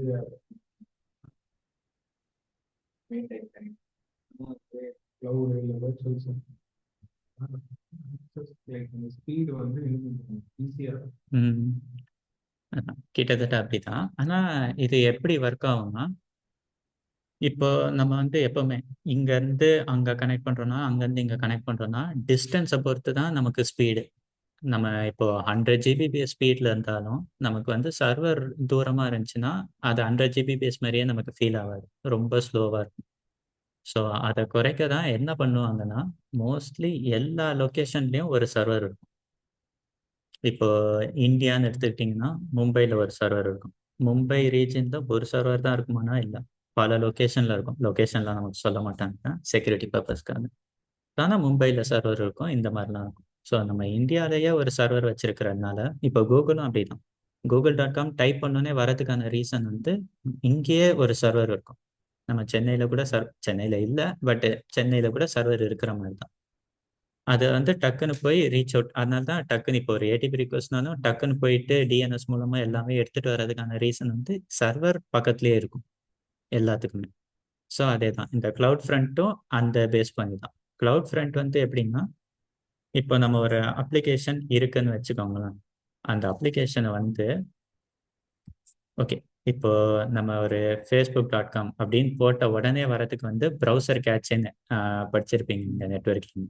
ப்ரௌசர் வந்து ஃபர்ஸ்ட் ஸ்டோர் பண்ணி வச்சுக்கும். ஒரு நீங்கள் ரீஃப்ரெஷ் பண்ணுறப்பையோ இல்லை கொஞ்சம் டபுள் டைம்ஸ் ரீஃப்ரெஷ் பண்ணுறப்போ தான் அது மறுபடியும் சர்வரை போய் ஹிட் பண்ணிவிட்டு நமக்கு புது டேட்டா எடுத்துகிட்டு வந்து தரும். அது வரைக்கும் ப்ரௌசர் கேட்சேலே தான் இருக்கும். ஸோ அந்த ப்ரௌசர் கேட்சேயோட சேம் கான்செப்ட் தான் இந்த கிளவுட் ஃப்ரண்ட். ஸோ அவங்க வந்து தனியாக ஒரு கேட்சை மெயின்டைன் பண்ணி நம்ம அப்ளிகேஷனை வந்து எல்லா இடத்துக்கும் எல்லா கண்ட்ரீஸ்க்கும் நம்ம இதை ரெடியாக வச்சுருப்போம். நம்ம தான் க்ரியேட் பண்ணுவோம், நம்ம அந்த பேட்டர்னில் தான் வச்சுருப்போம். ஸோ அதனால் ஃபஸ்ட்டு ஒரு அப்ளிகேஷன் ரீச் ஆனோடனே கிளவுட் ஃப்ரண்ட்டை போய் ஹிட் ஆகுறப்போ அது கேட்சையில் ஸ்டோர் ஆகிருக்குல்ல. ஸோ உடனே நமக்கு ஃப்ராக்ஷன் ஆஃப் செகண்டில் நமக்கு ரிட்டர்ன் கொடுத்துரும். ஸோ சர்வரை போயிட்டு ஒரு வாட்டி செக் பண்ணிவிட்டு அப்படிலாம் வராது. ஸோ எல்லாமே அதுதான் இன் மெமரி ஸ்டோரேஜ்னு சொல்லுவாங்க. ஸோ அதுதான் இந்த content delivery. So security same. நம்ம வந்து ஒரு யூசர் நேம் பாஸ்வேர்டுன்னு ஒன்று போடுறோன்னா அது வந்து பக்கத்தில் இருக்கிறவங்களுக்கு கூட தெரியக்கூடாது. ஸோ அந்த பேட்டர்னில் தான் இருக்கணும். ஸோ அதெல்லாம் எப்படி எப்படி நம்ம ஸ்டோரேஜ் பண்ணுவோம், ஏன்னா இப்போ ஒரு அப்ளிகேஷன் வரப்போ அது ஓப்பனாக தான் இருக்கும். அது நம்ம செக்யூரான சர்வரில் வச்சுருந்தாலும் இப்போ நான் இல்லாமல் இன்னொருத்தன் போய் ஓப்பன் பண்ணி அவங்களுக்கும் ஆக்சஸ் இருக்குது, ஆனால் பாஸ்வேர்டுக்கு ஆக்சஸ் இல்லைன்னு வச்சுக்கோங்க. அந்த சர்வர் ஓப்பன் பண்ணி பார்த்தா அவங்களால பாஸ்வேர்டை பார்த்துட முடியும். அங்கேயே நம்ம வந்து ஒரு செக்யூரிட்டி த்ரெட்டை கொடுக்குறோம். ஏன்னா அந்த இது கூட இருக்கிறவங்க சேம் டொமைனாக இருந்தாலும் அவங்களுக்கு வந்து ஒரு பாஸ்வேர்டுக்கு ஆக்சஸ் இல்லாதப்போ அவங்க பார்க்குறாங்கனாலே அது ஒரு த்ரெட்டு தான். அவங்க எதுவும் பண்ணுறாங்க பண்ணலை, நம்ம வந்து அதை வச்சுக்கூடாது. ஸோ அதுக்கு தான் இதை வந்து கீ வால்ட், இந்த கீ மேனேஜ்மெண்ட் சர்வீஸ்ன்னு இருக்குல்ல, அதெல்லாம் ஒரு கீ வால்ட் மாதிரி அங்கே தான் நம்ம ஸ்டோர் பண்ணி வச்சுப்போம். அதை வந்து யாருக்கு ஆக்சஸ் இருக்கோ அவங்களால மட்டும் தான் ஓப்பன் பண்ணி பார்க்க முடியும். ஸோ அந்த மாதிரி கான்செப்ட் தான் இது எல்லாமே. அது இல்லாமல் இந்த ஃபயர்வால்லேருந்து எல்லாமே இந்த செக்யூரிட்டி இதுலேயே வரும். ஸோ அது இந்த மேனேஜ்மெண்ட் அண்ட் கவர்னன்ஸ் இதுதான் வந்து நான் சொன்னேன்ல. இப்போ ஒரு சர்வர் கிரியேட் பண்ணோம்னா ஒரு பட்டன் கிளிக் பண்ணால் மொத்த சர்வரும் கிரியேட் பண்ணி ரெடி ஆகி கொடுத்துட்றாங்க. அதுலேயே ஒரு அப்ளிகேஷனும் இன்ஸ்டால் பண்ணி எல்லாமே பண்ணி வர அளவுக்கு நம்மளால பண்ண முடியும். அதுதான் இந்த மேனேஜ்மெண்ட். இந்த கிளவுட் ஃபார்மேஷன் இருக்குல்ல, கிளவுட் ஃபார்மேஷன் டெம்ப்ளேட்ஸ்ன்னு சொல்லுவாங்க. ஸோ அந்த டெம்ப்ளேட்ஸ் வந்து நம்ம கிரியேட் பண்ணி ஃபர்ஸ்ட் டைம் மட்டும் கிரியேட் பண்ணுறப்போ நிறைய இஷ்யூஸ் வரும். ஒன் டைமில் அது ஃபிக்ஸ் பண்ணுற மாதிரியே இருக்காது. நான்லாம் 2-3 டேஸ்லாம் உட்காந்து போராடி இருக்கேன் ஒரு சின்ன ஃபிக்ஸுக்காக. ஸோ அந்த மாதிரி இருக்கும். ஆனால் அதை ஒன்ஸ் ரெடி பண்ணிட்டோன்னா நம்ம வந்து லைஃப் லாங் யூஸ் பண்ணலாம். அது வந்து ஒரு கிளிக்கில் வந்து டக்குன்னு நம்ம எவ்வளோ சர்வர் ஆனாலும் இன்ஸ்டண்ட்டாக க்ரியேட் பண்ணி நம்ம அடுத்தடுத்து போயிட முடியும். ஸோ அந்த மாதிரி அது இல்லாமல் அதான் சொன்னல, காஸ்ட் ஆப்டிமைசேஷன் வரப்போ எந்த சர்வீஸு ஹையாக பீக்கில் போயிருக்கு, எவ்வளோ காஸ்ட்டாக இருக்குது, அந்த மாதிரிலாம். ஸோ அதெல்லாம் காட்டுறது தான் இது. ஸோ மைக்ரேஷன்னா இப்போ நம்ம நார்மலாக எடுத்துக்கிட்டோம்னா லோக்கல் சர்வர் நம்ம மெயின்டைன் பண்ணுவோம். சடனாக இப்போ ஏடபிள்யூஎஸ்க்கு மூவ் ஆகிறோன்னா ஈஸியாக வந்து இப்போ ஒரு இங்கே இருக்கிற லேப்டாப்பை இங்கே மூவ் பண்ணுற மாதிரி இருக்காது. அதுக்கு ஒரு சில ப்ரொசீஜர்லாம் இருக்குது. ஸோ இங்கே இருக்கிற அப்ளிகேஷனை டவுன் டைம் இல்லாமல் இதை பண்ணவே முடியாது. டவுன் டைம் ஒன்று செட் பண்ணிட்டு தான் பண்ணுவோம். மைக்ரேஷன் வந்துட்டாலே இது அப்படி தான். இப்போ நீங்கள் ரீசெண்டாக பார்த்தீங்கன்னா HDFC பேங்க் அவங்களே ஒரு message and HDFC bank account use பண்ணியிருந்தா தெரிஞ்சிருக்கும். அவங்க வந்து என்ன பண்ணாங்கன்னா, நாங்கள் சாட்டர்டே இந்த டைம்லேருந்து இந்த டைம் வரைக்கும் ஒரு ஆஃப் டே ஃபுல்லாக எடுத்துக்கிட்டாங்க. ஒரு ஆஃப் டே ஃபுல்லாக எடுத்துக்கிட்டு நாங்கள் இப்போ டவுனில் தான் இருப்போம், ஒரு சில சர்வீஸை மட்டும் உங்களுக்கு எனேபிளில் வச்சுருப்போம், மற்றதெல்லாம் டவுன் தான் இருக்கும், ஏன்னா நாங்கள் செக்யூரிட்டி அப்டேட் பண்ணுறோம் அப்படின்ட்டு. அதுதான் டிப்ளாய்மெண்ட் ப்ராசஸ். ஸோ அந்த மாதிரி இதெல்லாம் இம்ப்ரூவ்மெண்ட் பண்ணுவாங்க, அதுக்கு டவுன் டைம். ஸோ அந்த மைக்ரேஷன் அண்ட் ட்ரான்ஸ்ஃபர் ப்ராசஸ் தான் இது. ஸோ டெவலப்பர் டூல்ஸும் அதே தான். நான் இப்போ அந்த ஒன் கிளிக் பண்ணால் எல்லாமே கிரியேட் ஆகுறதுல அதெல்லாம் இதை பேஸ் பண்ணி தான். இதை வந்து நம்ம செப்பரேட்டாக கிரியேட் பண்ணி வைப்போம், ஒரு அப்ளிகேஷனை ஈஸியாக டிப்ளாய் பண்ணுறதுக்கு எப்படின்ட்டு. நான் இதெல்லாம் டீப்பாக சொல்லுவேன், இப்போதைக்கு நம்ம ஓவர் வியூவாக இங்கே மட்டும் பார்ப்போம், சரிங்களா? அனாலிட்டிக்ஸ் அப்படின்னு வரப்போ இது எல்லாமே நம்ம இப்போ ஒரு சர்வருக்கு வந்து ஒரு 10 ரிக்வெஸ்ட் வந்திருக்கு, நம்ம இப்போ ஒரு அப்ளிகேஷன் ரெடி பண்ணியிருக்கோம், அந்த அப்ளிகேஷனுக்கு வந்து ஒரு 10 ரிக்வெஸ்ட் வந்திருக்குன்னா நம்ம வந்து 10 ரிக்வெஸ்ட்ன்றது நம்பராக பார்க்குறப்போ ஈஸியாக இருக்கும். இது ஒரு 1000, 2000, 3000 அந்த ரேஞ்சுக்கு போகிறப்போ நம்பர்ஸை பார்த்து நம்மளால ஈஸியாக ஐடென்டிஃபை பண்ணவே முடியாது என்ன ரிக்வெஸ்ட் வந்திருக்கு. ஏன்னா ரிக்வெஸ்ட் உள்ளே வந்திருக்கா, வெளியே போயிருக்கா, இல்லை க்ளவுட் ஃப்ரண்ட்டுக்கு போயிருக்கா, அந்த மாதிரி மாற்றி மாற்றி வரும். ஸோ இதெல்லாம் பார்க்குறப்போ நம்ம வந்து அனாலிட்டிக்ஸ் ஒரு விஷுவலாக பார்த்தா நமக்கு இன்னும் ஈஸியாக இருக்கும். ஸோ அந்த விஷுவலைசேஷன் தான் இந்த அனாலிட்டிக்ஸ் அந்த இதில் வரும். So machine learning, application integration, இதெல்லாம் மிஷின் லேர்னிங்ன்றது ஒரு ML மாடல் மாதிரி. ஸோ அது வந்து ரொம்ப அட்வான்ஸ் கான்செப்ட், அது நம்ம பார்க்கவே மாட்டோம்னு நினைக்கிறேன், ஜஸ்ட்டு தெரிஞ்சுக்கிறதுக்காக சொல்கிறேன். ஸோ இப்போ ஒரு ChatGPT எடுத்துக்கிட்டிங்கன்னு வச்சுக்கோங்க, அதுவும் கிட்டத்தட்ட ஒரு ML டைப்பு தான், ஆனால் ML இல்லை, அந்த மாதிரி தான் அது ஃபங்க்ஷன் ஆகும். ஸோ நம்ம ChatGPT-யை மேலோட்டமாக பார்க்குறப்போ ஜஸ்ட் ஒரு டீட்டெயில் கேட்குறோம், அது வந்து நமக்கு ரெஸ்பான்ஸ் கொடுக்கும். ஆனால் அதுக்கு பின்னாடி வந்து நிறைய ஃபங்க்ஷனாலிட்டி இருக்குது. ஒரு MML சம்திங் நேம் இப்போ டக்குன்னு மறந்துட்டேன். ஸோ அதை வந்து ஒன்று ரெடி பண்ணி வச்சுருவாங்க, சரிங்களா? அதை ரெடி பண்ணி வச்சுட்டு அதுதான் நமக்கு பேஸு. இப்போ நம்ம ஒரு ரிக்வெஸ்ட் கொடுத்தோன்னே அதுதான் போய் ஜென்ரேட் பண்ணி இதுக்கு இதுதான் ஆன்சர் அப்படின்ட்டு. இப்போ நீங்கள் ChatGPT கொஞ்சம் மாதத்துக்கு முன்னாடி பார்த்தீங்கன்னா 2022 வரைக்கும் நாங்கள் அப்டேட்டடாக இருக்கோம், செப்டம்பர் 2022 வரைக்கும். அதுக்கப்புறம் டீட்டெயில் கேட்டிங்கன்னா எங்களுக்கு தெரியாதுன்னு சொல்லணும். இப்போ இருக்க GPT-4 4.0 வந்திருக்கு. ஸோ இதில் வந்து ஓரளவு இருக்குது. ஸோ இந்த மாதிரி டீட்டெயில் ரெக்கக்னிஷன் இந்த மாதிரி டேர்ம்ஸில் வரது தான் மிஷின் லேர்னிங். ஸோ இதோட கொஞ்சம் பேசிக் வெர்ஷன். ChatGPT வந்து ML-ஓட அட்வான்ஸ் வெர்ஷன். ஸோ இவ்வளோ தான் வித்தியாசம். அப்ளிகேஷன் இன்டிகிரேஷன்னா நம்ம வந்து இப்போ ஒரு அப்ளிகேஷனில் வந்து மெயில் ட்ரிகர் ஆகுது. ஸோ மொபைலுக்கும் SMS வர மாதிரி செட்டப் பண்ணணும் அப்படின்னா, இப்போ ஒரு நம்ம OTP வருது, நமக்கு ஏதாவது ஒரு அப்ளிகேஷன் ரன் பண்ணுறோன்னா, ஸோ அதெல்லாம் இன்டிகிரேஷன் பண்ணால் மட்டும்தான் நமக்கு நடக்கும், சரிங்களா? ஸோ அதுதான் இந்த இன்டிகிரேஷன் ப்ராசஸ். இந்த ஒரு நோட்டிஃபிகேஷன் வர்றதுனாலும் SMS இது எல்லாமே இருக்குல்ல. ஸோ அதுதான் காஸ்ட் மேனேஜ்மெண்ட். இதை வச்சு தான் நம்ம வந்து காஸ்ட் எப்படி ஆப்டிமைஸ் பண்ணலாம் அப்படிலாம் பார்த்துட்டு நம்ம ரெடி பண்ணணும். ஸோ இதெல்லாம் just high availability, fault tolerance, நான் சொன்னல பெஸ்ட் ப்ராக்டிசஸ், அதெல்லாம் தான் இந்த டீட்டெயில். ஸோ இது வந்து நான் உங்களுக்கு லேபு இதெல்லாம் நான் அப்புறமா ஃபஸ்ட்டு ஒரு இதெல்லாம் நான் உங்களுக்கு பண்ணி காட்டுறேன். இது நீங்கள் பண்ண வேணாம், நான் உங்களுக்கு பண்ணி காட்டுறேன். இதெல்லாம் இதுதான் உங்கள் ரியல் லைஃப் எக்ஸாம்பிள். இப்போ ஒரு ஆர்கனைசேஷன் போகிறோம்னா multi tyre application, multi tyre architecture, அதை டிசைன் பண்ணுறது எப்படி, அது எப்படி இருக்கும், இதெல்லாம் நான் உங்களுக்கு லேபாகவே நான் பண்ணி காட்டணும். ஸோ அதெல்லாம் தான் இது.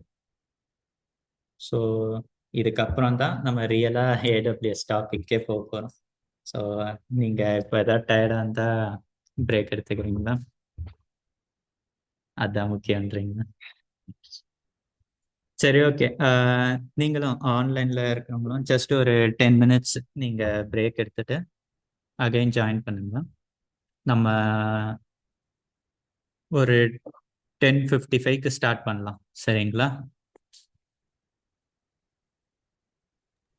Okay sir. சார் 11 o'clock முடிஞ்சிருமா சார்?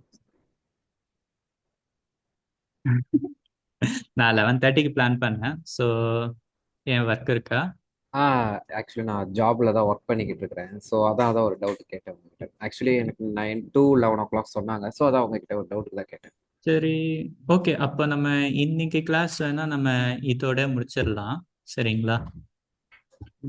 ஓகே. ஸோ நம்ம நாளைக்கு வந்து நான் 9 o'clock ஷார்ப்பாகவே ஸ்டார்ட் பண்ணிடலாம். Okay sir. Hmm so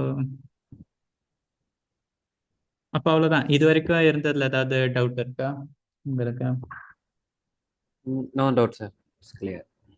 okay, நான் இப்போ பார்த்தது ஃபுல்லாக பேசிக்ஸ் தான். So yeah, I know sir. நாளையிலேருந்து ஃபுல்லாக ஏடபிள்யூஎஸ்னா என்னதுன்ட்டு டீப்பராக நம்ம டைவிங் பண்ணுவோம். ஸோ அப்போ வந்து அப்பயும் ஏடபிள்யூஎஸோட பேசிக்ஸ் தான். நம்ம நாளைக்கும் பேசிக்ஸ் தான் பார்ப்போம், டீப்பராக எதுவும் போக மாட்டோம். ஓகே. அப்புறத்துலேருந்து தான் ஏடபிள்யூஎஸ்ல ரியலாக ஒரு சர்வீசஸும் பார்ப்போம். சரிங்களா? ஸோ அவ்வளோதான். அப்போ இன்னைக்கு கிளாஸ் நம்ம க்ளோஸ் பண்ணிக்கலாம்.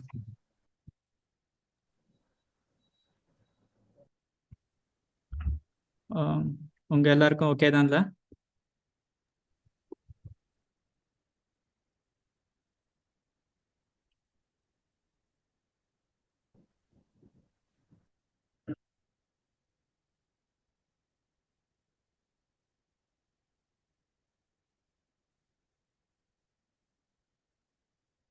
சரிங்க, ஓகே. அப்போ நம்ம டிஸ்கனெக்ட் பண்ணிக்கலாம் எல்லாம். Okay, okay, thank you so much sir. Thank you. Thank you, thank you, thank you every one.